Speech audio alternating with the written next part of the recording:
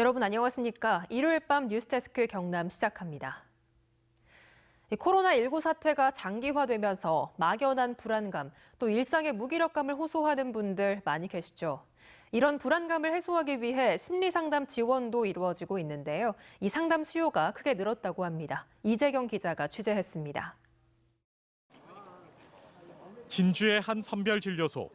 공중보건의 한태원 씨는 2달 가까이 검체 채취와 역학조사 등의 업무에 매달려 있습니다. 사명감을 갖고 일하지만 언제쯤 일상으로 복귀가 가능할지는 장담할 수 없습니다. 이게 언제 끝날지 아무도 예측할 수가 없으니까 계속 이렇게 되면은 일상으로 좀 언제쯤 돌아갈 수 있을지 이런 게 조금 걱정되긴 합니다. 약국 앞에는 오늘도 공적 마스크를 사려는 사람들의 긴 줄이 이어졌습니다. 다른 사람에게도 피해를 줄 것 같아 사람들은 마스크 없는 외출이 불안하기만 합니다. 마스크 안 끼면 잠시 밖에 못 나가니까 불안하고 또 남한테 피해 주니까 그게 또 미안하고. 이른바 코로나 블루. 코로나19의 우울한 마음을 뜻하는 블루가 합쳐진 단어인데 코로나19가 장기화하면서 막연한 불안감을 느끼거나 일상이 무력해지는 현상으로 최근 사회 곳곳에서 나타나고 있습니다. 경상남도는 지난달 7일부터 도내 21곳의 정신건강복지센터에서 시민들의 불안감을 해소할 수 있는 상담 지원에 나섰습니다. 대면 접촉을 최소화하기 위해 상담은 대부분 전화로 이뤄지는데 최근 한 달 동안 경남에서 코로나19 관련 심리 상담만 5천 건이 넘습니다.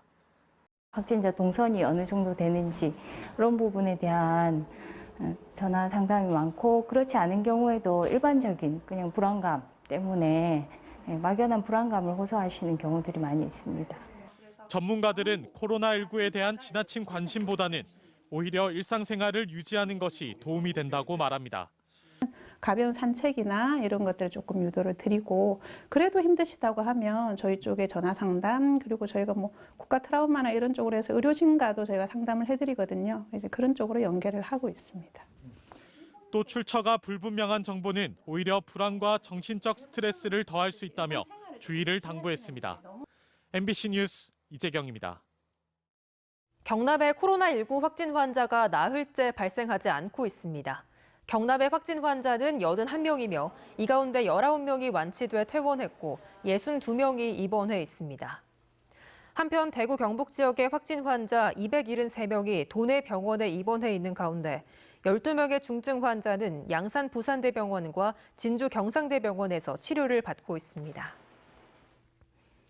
경남도는 중앙방역대책본부에서 받은 도내 요양병원 종사자나 간병인 등 고위험 직종에 종사하는 신천지교회 신도 1차 명단 60명에 대한 조사를 끝냈습니다. 이들 가운데 47명은 진단 검사 결과 음성이었고 11명은 고위험 직종 종사자가 아니었으며 1명은 명단 중복, 1명은 다른 시도 거주자인 것으로 확인됐습니다. 한편 도내 신천지교회 신도 가운데 복지시설과 어린이집, 의료기관 등에서 근무하는 2차 명단 대상자들에 대해서는 검사를 이어가고 있습니다.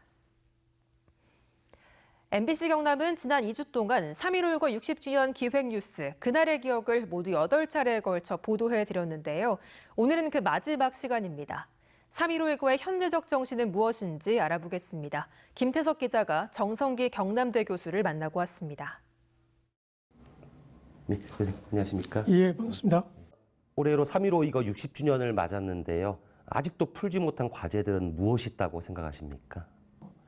기존의 그 4.19 혁명이라고 하는 게 전국적인 한국의 그 4.19 혁명이었는데 그 좀 서울 중심, 서울 주도 이런 것들이 너무 강해가지고 지역이 좀 홀대받고 제대로 평가받지 못한 그런 면이 아직도 좀 남아 있습니다. 그런 면 하나하고 또 다른 하나는 좀 더 크게 보자면은 피 흘려서 이승만 독재에 대항해서 민주주의를 실현했는데 이 자유민주주의라고 하는 것이 아직도 제대로 뿌리를 내지 못하고 있고 그런가 하면은 아예 민주주의 자체가 위기다 그런 상황까지 와 있으니까 자유민주주의를 제대로 살리면서도 민주주의를 한계를 극복하는 그런 것까지도 우리한테 과제죠. 3.15 이거 정신이 부마항쟁 또 육시방쟁으로 이어졌다고 합니다. 그런데 그 사이 또 그 이후에는 그 의미가 퇴색되거나 변질됐다고 보신 분들도 꽤 있는 것 같은데 왜 또 무엇이 그렇게 됐다고 보십니까? 박정희 정권 전두환 정권까지 이어지면서 그 소수를 제외하고는 3.15, 4.19 세대들이 대체로 그 민주주의 정신을 제대로 지키지 못한 면이 하나 있었습니다. 그런 게 좀 한계로 원래 좀 남아 있었고 거기다가 민족운동이라 하는 게 뭐 좌파다 우파다 이렇게 나뉘면서 민족운동 내부에서 심한 또 혼란, 갈등 이런 게 빚어지면서 또 3.15, 4.19 정신이라는 게 무언가 이 자체도 좀 혼란스럽고 미궁에 빠져버린 그런 양상도 있습니다. 3.15 이거 60주년 현대적 의미는 뭐라고 봐야 될까요? 특히 우리 현대를 살아가는 우리가 추구해야 할 가치는 무엇이라고 보십니까? 일반 국민이건 대통령이건 법 앞에 평등하다. 법을 어기면은 전직 대통령이고 현직 대통령이고 전부 다 몰아낸다. 그는 북한은 물론이고 뭐 중국 같은 저런 대국도 두려워하고 부러워하는 그런 면이죠.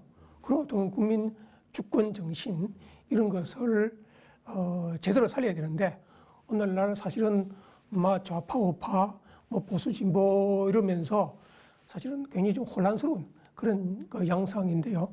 우리 국민들이 정말 주인답게 휘둘리지 않고 국민 주권 정신을 제대로 살리는 게 앞으로 두고두고 과제라고 생각됩니다.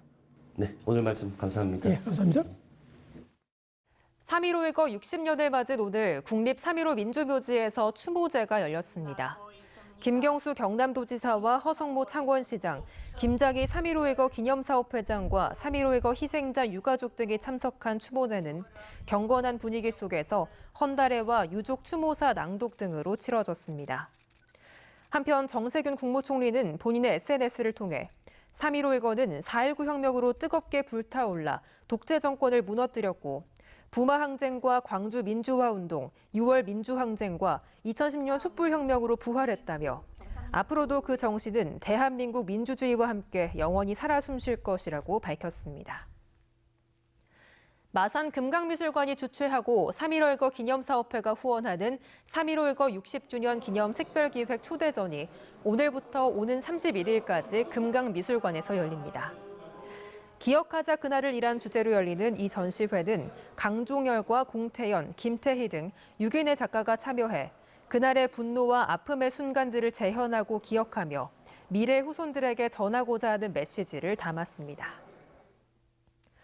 진주경찰서는 지난 12일 새벽 상평동의 한 주택에서 부부싸움을 하다 흉기를 휘둘러 아내와 아들을 숨지게 하고 딸을 크게 다치게 한 뒤 달아난 혐의로 56살 강모 씨에 대해 구속영장을 신청했습니다. 진주경찰서에 따르면 강 씨는 범행을 한 후 자신도 죽으려 했다고 진술한 것으로 알려졌지만 강 씨를 검거할 당시 자해 흔적은 발견되지 않았다고 전했습니다. 코로나19의 여파로 이용 승객이 줄어들면서 진주 지역 시내버스가 내일부터 한시적으로 감축 운행에 들어갑니다. 지금까지 경남 소식이었습니다. 여러분 고맙습니다.